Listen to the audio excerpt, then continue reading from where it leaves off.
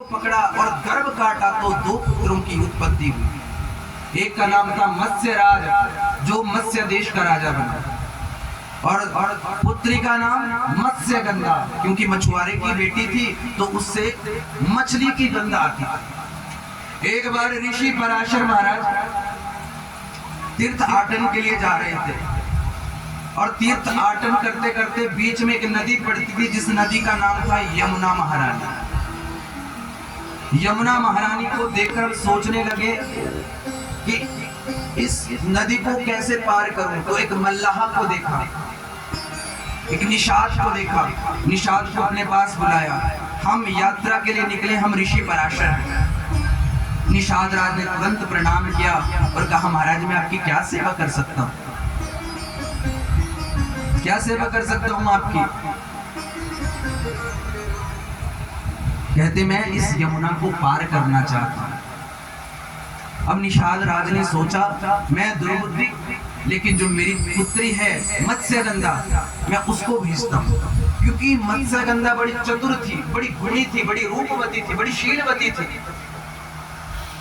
और महाराज मत्स्यगंधा ने नाव को खींचा और ऋषि पराशर को बिठा लिया।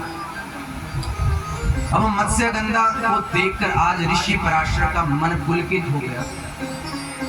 मत्स्यगंधा के नेत्रों को देखकर, ये भगवान की लीला देखो, ये कोई काम लीला नहीं है।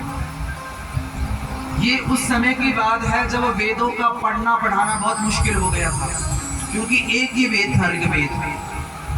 पुराणों का निर्माण करने के लिए वेद व्यास जी की उत्पत्ति का ये रहस्य है। और महाराज ऋषि पराशर उस सत्यवती पर, मत्स्यगंधा पर विमोहित हो गए, जो आगे चलकर सत्यवती कहलाए। और महाराज जैसे विमोहित हुए ऋषि पराशर ने, जैसे ही मत्स्यगंधा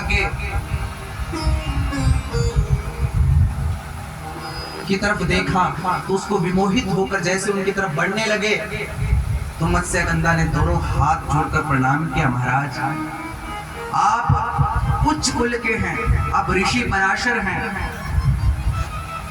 और मैं एक अधम कन्या हूं, मैं एक निषाद की पुत्री हूं, हमारा कोई मेल नहीं है।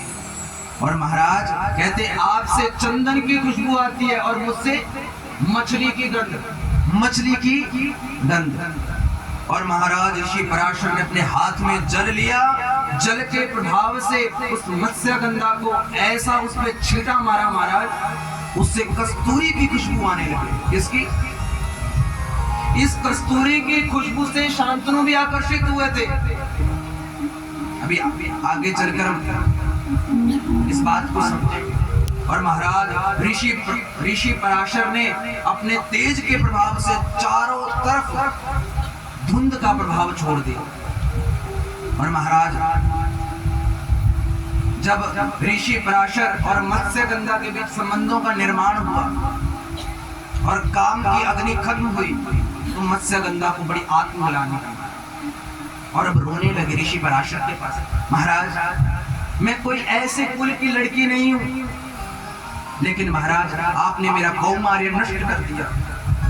ऋषि पराशर ने कहा कि देवी चिंता मत करो, जो तुम्हारे गर्भ में मेरा बीज गया है वो कोई सामान्य व्यक्ति नहीं हो, वो महामुनि वेद व्यास होगा, जो बचपन में जैसे उसका जन्म होगा वो तुरंत जंगल की तरफ चला जाएगा। और मैं तुम्हें आशीर्वाद देता हूँ कि तुम्हारा कौमार्य नष्ट नहीं हो। और महाराज ऋषि पराशर वहां से चले गए। और महाराज कालांतर बीतने पर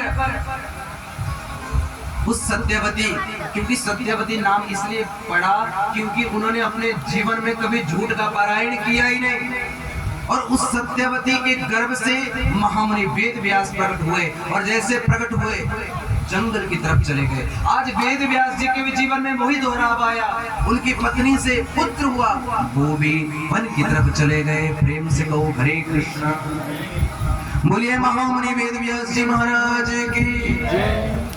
तो इस प्रकार वेद व्यास जी के जन्म की कथा। और महाराज आज जब अपने घर में पहुंचे, जीवन में किसी प्रकार की कोई कमी नहीं, पुत्र हुआ, पुत्र भी जंगल की तरफ चला गया, 17 पुराणों को लिख दिया, वेदों का विभाजन कर दिया, लेकिन मन फिर भी शांत नहीं। मन में बड़ा कष्ट है, मन में बड़ा दुख है, मन में बड़ा कलह है। किस बात का कलह है? क्योंकि जिस भी कवि को जब तक अपनी लिखी हुई कविता पसंद नहीं आती तब तक कवि संतुष्ट होने वाला है। प्रेम से कहो हरे कृष्ण। और महाराज जब खिन मन बैठे थे इतने में देवर्षि नारद जी वेद व्यास जी का कल्याण करने आ गए। और जैसे देवर्षि नारद जी की साम्य प्रास कुटिया में सरस्वती नदी के तट पर जहां बैठे हुए थे, तुरंत आए और वेद व्यास जी को प्रणाम किया। और जैसे वेद व्यास जी को प्रणाम किया महाराज, वेद व्यास जी को सुनाई नहीं दिया। एक बार, दो बार, जब तीसरी बार प्रणाम किया तो वेद व्यास जी की आंखें नारद जी की तरफ गई और तुरंत प्रणाम किया, आंखों से आंसू बह गए।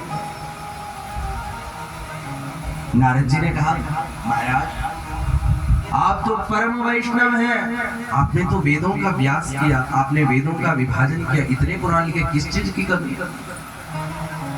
कहते मेरे मन को इतना लिखने के बाद भी मेरा मन बड़ा कुंठित है, बड़ा व्याकुल है। और महाराज देवर्षि नारद से कहने लगा, मैं बूढ़ा हो चुका हूँ, अब मेरी आत्मा बड़ी बड़ी कष्ट में है। पुत्र हुआ वो भी जंगल में चला गया, जो लिखा उससे आत्म संतुष्टि नहीं। वेद व्यास जी को अब नारद जी प्रवचन दे रहे हैं।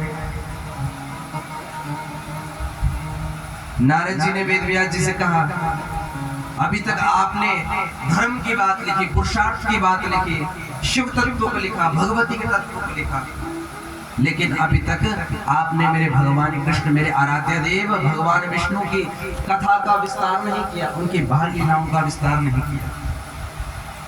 निगम कल्पतरोर गलितम फलम फलम, कहते जो वेद रूपी शाखा का जो सबसे पका हुआ फल है वो भागवत है। और वेदों सारा